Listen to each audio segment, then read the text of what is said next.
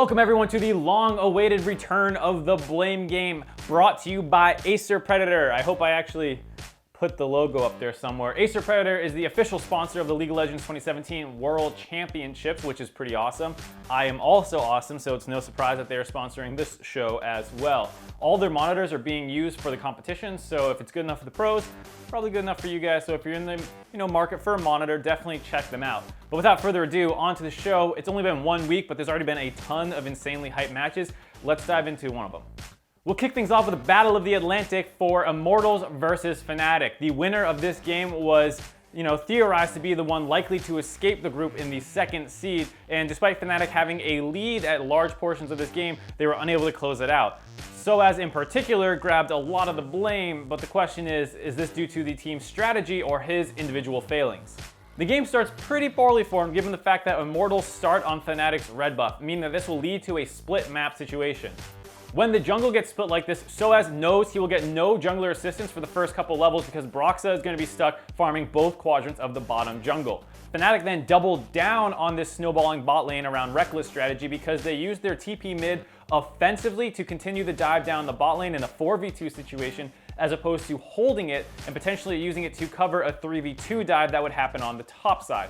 As a result, both side lanes get dove, both side lanes get kills, and Soaz, while he's able to teleport back into the top lane, has his wave pushing away from him now.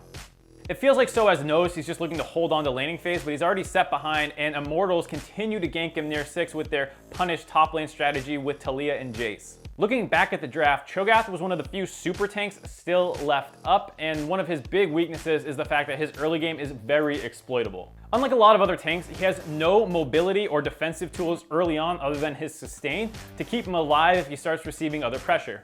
This lack of tools also hurts him a ton when he falls behind because he becomes one of the hardest tanks to play from this position, which is usually one of the strengths of that class. Champions like Maokai, Galio, and Shen all bring some sort of reliable CC or utility to a team comp that will always be relevant no matter how far behind they fall. Cho'Gath's CC is not reliable and he lacks any mobility to make a big game-changing play. What Cho'Gath does do is scale infinitely, so from an even or winning position, he can out-threaten basically any other tank in the game. From behind, these lack of tools just means that he ends up being one of the easiest kited champions in the game, and no defensive steroids mean that he will still be squishy. He was also picked into Janna Gragas, two of the best disengagers in the current meta. So once he was set behind by the counterpick Jace Taliyah that were explicitly taken to set him behind, he becomes functionally useless.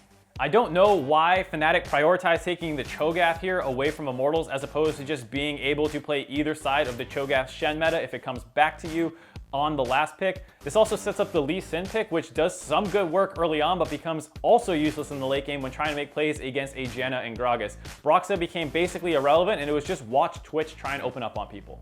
In this context, it should really not be surprising at all then that Soaz keeps dying at the start of team fights. After 30 minutes into the game, he's only at 180 CS and only has a little bit over 2 items. If these were the only problems Soaz had this game, I would say that the blame is completely unjustified.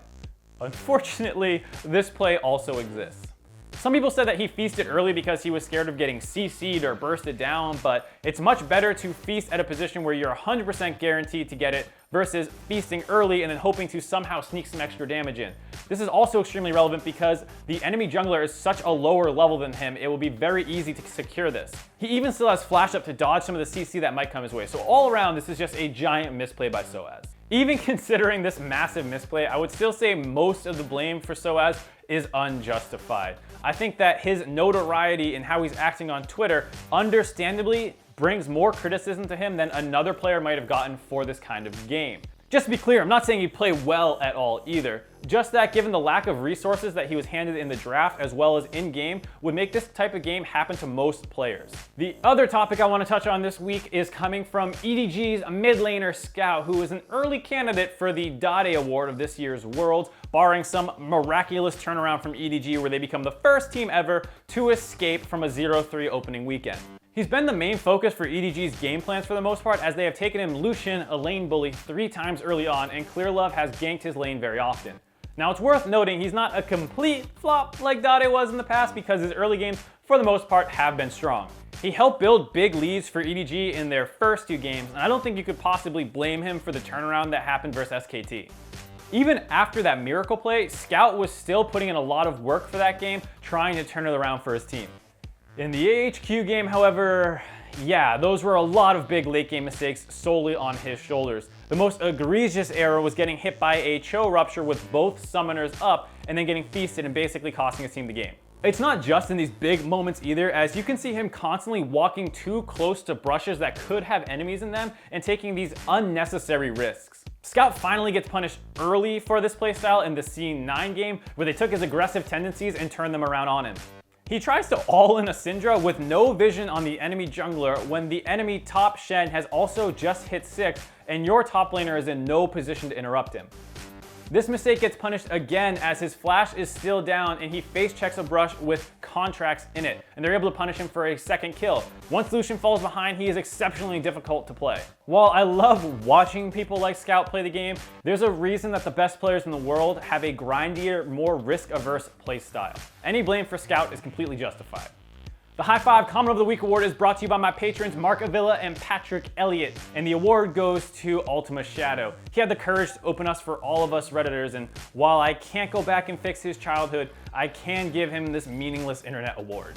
That's gonna do it for this episode of The Blame Game. Thank you very much for watching. I'll be doing these for every week of Worlds, so make sure to follow my YouTube channel for when those come out. You can also follow my Twitter because I'm making a lot of stuff around Worlds, and that's a great way to follow up on whatever I'm doing. Once again, thank you for watching. Have a good day. This is my ACER Predator laptop. I will probably edit this video on this. It does not lag at all when previewing, which is actually super useful when I'm working because it doesn't slow me down at all. Thank you.